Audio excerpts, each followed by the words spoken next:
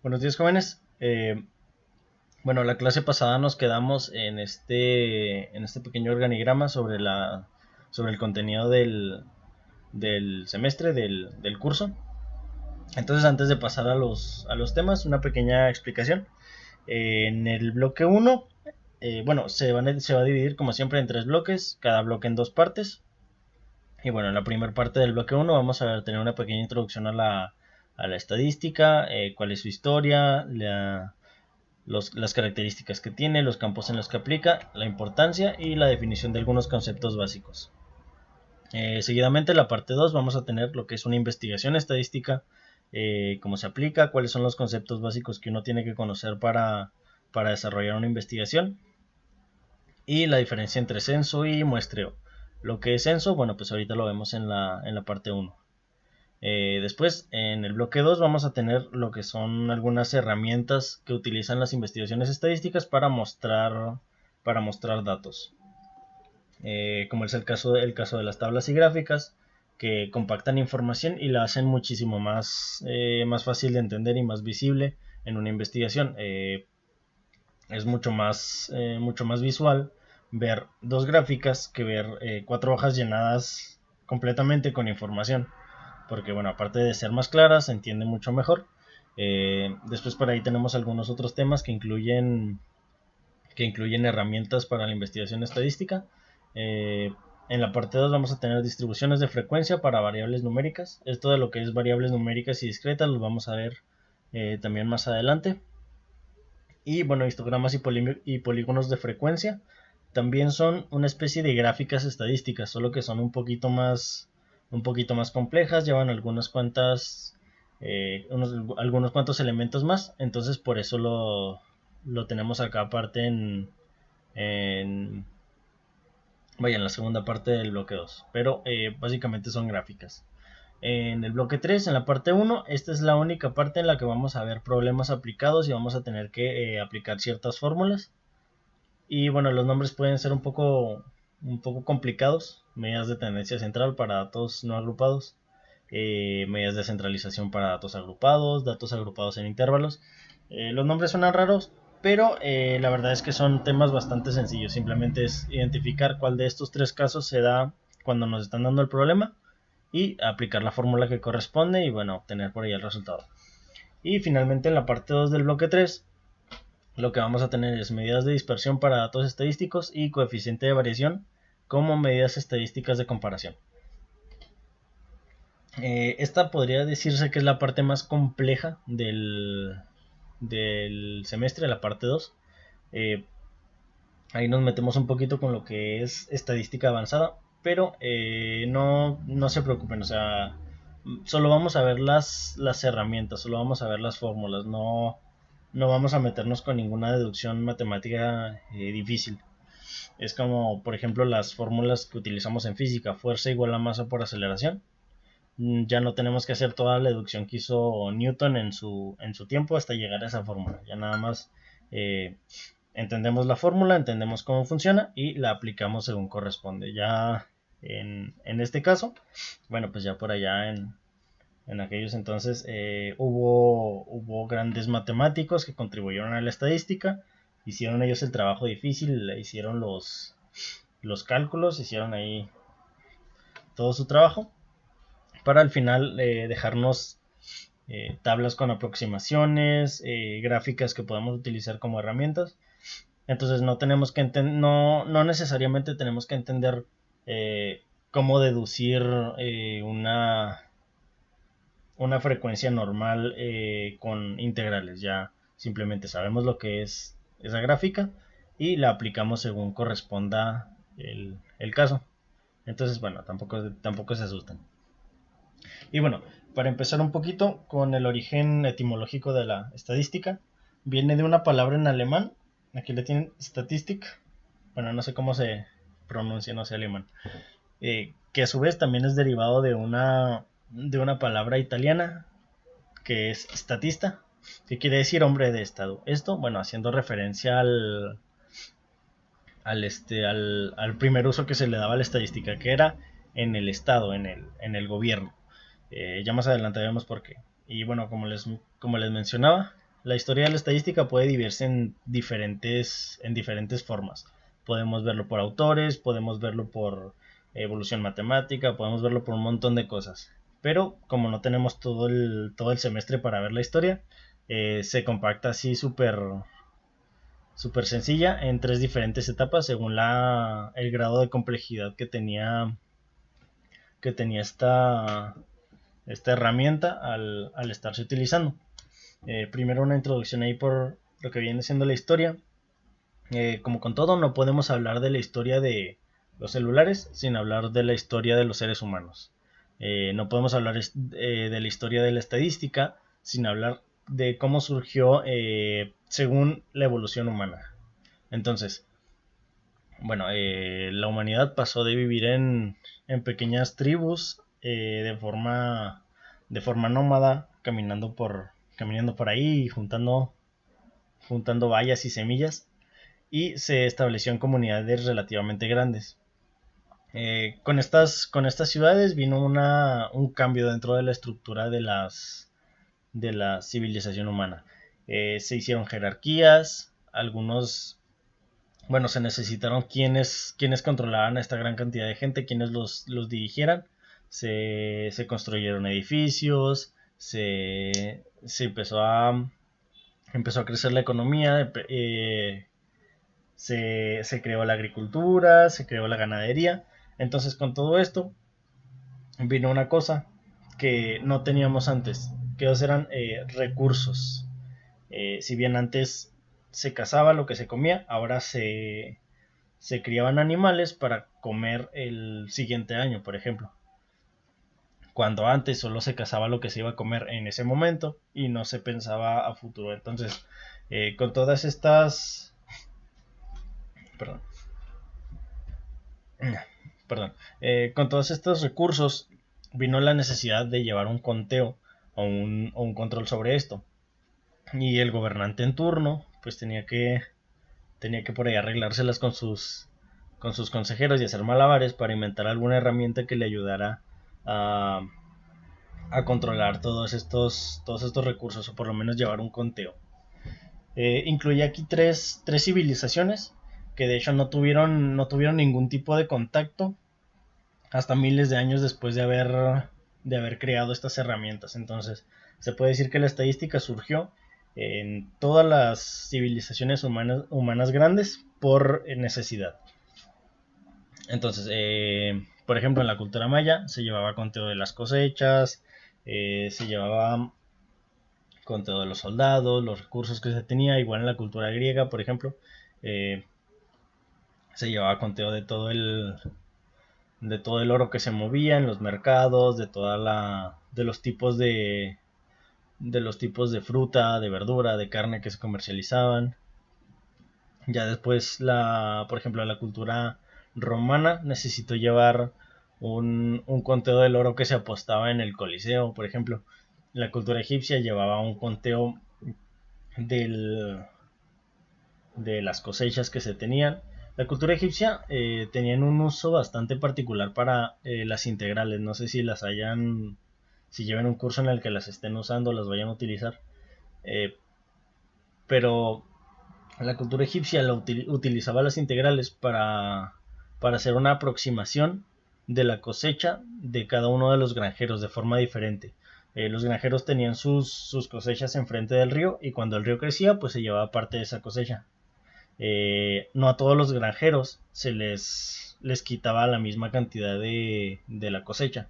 Entonces para el gobierno, el faraón en ese entonces, para que fuera más justo, dijo, no, pues vamos a contar qué tanta cosecha tuvo realmente para cobrarle impuestos en base a lo que cosechó, no a lo que tenía antes de que el río creciera y se llevara parte de lo que tenía sembrado. Entonces, para esto se utilizaba por ahí las integrales. Si quieren, luego vemos cómo se aplicaba esto. Entonces, estos son solo tres ejemplos, bueno, cuatro con el ejemplo de la cultura romana y el Coliseo, pero hay muchísimos otros ejemplos en diferentes culturas en todo el mundo que necesitaron estas herramientas para contabilizar recursos. Entonces se podría decir que la primera etapa de la estadística, la primera etapa histórica real, fue el uso de censos para llevar a cabo conteos de recursos y administrarlos. Y bueno, ¿qué es lo que se contabilizaba? Aquí tenemos algunos ejemplos. Se llevaba un conteo de las muertes y de los nacimientos que había en la población. Se llevaba un conteo de la producción económica, ya sea ganadería, agricultura, minería, etcétera, los bienes del Estado, los elementos militares y bueno, cualquier tipo de recurso que se puedan imaginar se contaba en los gobiernos y de hecho se sigue contando. Hasta hoy día sigue habiendo censos en los que se cuentan todos los recursos que se tiene. Y bueno, de aquí pasaríamos a la segunda etapa de la estadística, que abarca desde la descripción de conjuntos hasta la aritmética política. Bueno, primero, la descripción de conjuntos básicamente pues es eso, describir las características de un conjunto de individuos que están dentro de un conjunto más grande de individuos. Por ejemplo, contar el número de mexicanos en el mundo o el número de chihuahuenses en México. Son conjuntos, tienen características diferentes de los otros. Por ejemplo, aquí tenemos un ejemplo, tenemos los polígonos irregulares y los regulares, todos juntos, pero nada más estos son regulares. Entonces podría decirse que este es un subconjunto de polígonos. Y bueno, la aritmética política, pues básicamente era bastante de lo que les hablé aquí. Era ya aplicar un poco más de fórmulas y de métodos aritméticos para tratar de describir un poco todos estos fenómenos. Ya no nada más se contaban, ya no nada más se contaban soldados, sino que se tomaba en cuenta, por ejemplo, su entrenamiento, los lugares en los que hicieron el entrenamiento. Y por ejemplo, aquí incluye un mapa de cómo se distribuyó la peste negra. Entonces, antes en la etapa 1 tendríamos, por así decirlo, el número total de muertos en, por ejemplo, Italia. Y ahora tenemos algunos elementos más, alguna descripción más exhaustiva sobre lo que realmente pasó, las características de estos muertos, de estos fallecidos por la peste negra. Y bueno, finalmente en la etapa 3 ya es donde viene el cálculo de la probabilidad. Ya, por ejemplo, lo que busca un modelo matemático es apegarse lo más posible a los fenómenos reales. Perdón. Eh, entonces, ya esto es lo que se está buscando ahorita, esto es lo que estamos haciendo ahorita.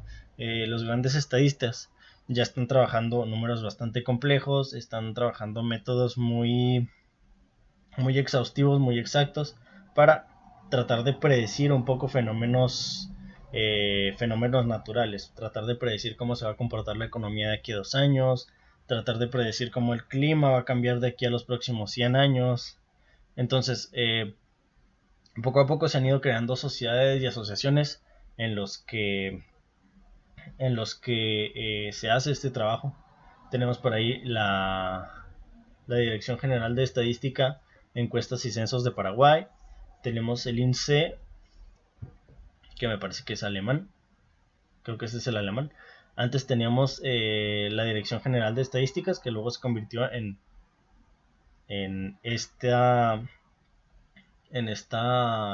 parte del gobierno, el INEGI, el Instituto Nacional de Estadística y Geografía, que bueno, lo reconoceremos más por los señores que andan en la calle preguntando cuántas personas viven en nuestras casas. Pero bueno, básicamente ellos lo que están haciendo son censos, están recabando información de la población para que el cerebro del INEGI, los que hacen los cálculos, pongan todo en gráficas y en... Una disculpa por el ruido, es que vivo enfrente de la vialidad y a veces se les ocurre hacer carreras de motos o no sé qué. Bueno, entonces tenemos este instituto aquí en México, Pero bueno, en todo el mundo existen institutos similares, ya sea gubernamentales, estatales o independientes, que hacen esto. Y bueno, no necesariamente solamente estos lo hacen. La ciencia, cualquier, cualquier ciencia que se les ocurra, utiliza la estadística para tratar de predecir fenómenos. Entonces, ya para terminar, vamos a tomar este ejemplo de la peste negra y ver cómo se estudiaría en cada una de las etapas de la historia de la estadística. Primero, si nos vamos a la etapa 1, estamos en la etapa de los censos. Entonces, ¿qué es lo que nos interesa?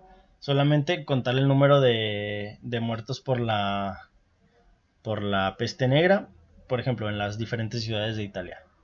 Es lo que le interesaba al gobierno en ese entonces, saber cuántos habían muerto en cada ciudad para llevar ahí el registro. Ya después, en la etapa 2, vamos a tratar de describir estos conjuntos de individuos que no son todos iguales, todos tienen diferentes características. Y bueno, vamos a separarlos. Por ejemplo, separación de muertos por clase social. Si hacemos esto, vamos a saber que los campesinos murieron más que los terratenientes. ¿Por qué? Bueno, eso ya no es tanto asunto de la etapa 2, pero bueno, puede por ahí haber especulaciones. No, que los campesinos trabajaban en condiciones más sucias que los terratenientes. Que luego esto es algo muy contradictorio, porque luego dijeron que bañarse abría los poros de la piel y era por donde entraba el virus. Entonces, desde ese entonces se tiene la creencia de que desde ese entonces dejaron de bañarse, más que como dos veces por año. Entonces, bueno, aquí tenemos cómo nos habría ayudado la estadística a saber por qué moría más gente. Y bueno, cómo darle respuesta a esto. Después, lugar de vivienda. Supimos que los que vivían en ciudades más concentradas morían más. ¿Por qué? Porque la enfermedad se propagaba más fácil. Pero no nada más en esto. Quienes vivían en condiciones más sucias morían más. ¿Por qué? Porque el virus lo transmitían las ratas. Y por ejemplo, en ocupación, obviamente una persona de clase alta, algún aristócrata, no va a trabajar con animales de ganado, va a trabajar con libros. Entonces, tiene muchísima menos probabilidad de infectarse y de morir por la peste negra en aquel entonces eh, que un campesino. Entonces, por eso murieron tantos campesinos durante la peste negra en Europa. Esa sería una conclusión que podríamos sacar aquí en la etapa 2. Ya en la etapa 3 tenemos muchísimas más herramientas, tenemos inclusive simulaciones de software para saber entonces, por medio de cálculos ya bastante complejos y de alimentar un software de simulación, inclusive no solamente podemos saber lo que pasó y por qué pasó, podemos saber qué es lo que va a pasar a futuro. Si alimentamos un software con eh, las características de algún nuevo virus, las condiciones de los centros de salud del mundo, eh, la capacidad de los gobiernos para erradicar algún problema de este tipo, la simulación va a correr y nos va a dar un aproximado de la cantidad de infectados o de posibles infectados que vaya a haber. Entonces, en resumen, en la etapa 1, la estadística se centraba en saber qué es lo que había, cuánto había de una determinada cosa. En la etapa 2, lo que se buscaba era saber por qué, o separar esto, segregarlo por diferentes conjuntos para diseccionar y estudiar el problema. Y ya en la etapa 3, que es en la que estaríamos ahorita, no solamente es eso, es tratar de saber qué está pasando, por qué está pasando y qué es lo que puede llegar a pasar a futuro en una situación similar o en un evento parecido en un futuro o en un futuro lejano o en un futuro cercano. Entonces, bueno, eso sería todo por hoy. Tomen nota de las cositas que vienen aquí en la presentación, porque puede venir en su examen. No tienen que copiarlo todo, nada más por ahí un un pequeño resumen, por ahí un dibujito. Cualquier cosa que les ayude a entender, como puedan estudiar más fácil, les recomiendo que lo hagan. No tienen que copiarlo tal cual está. Entonces, gracias y hasta la próxima clase.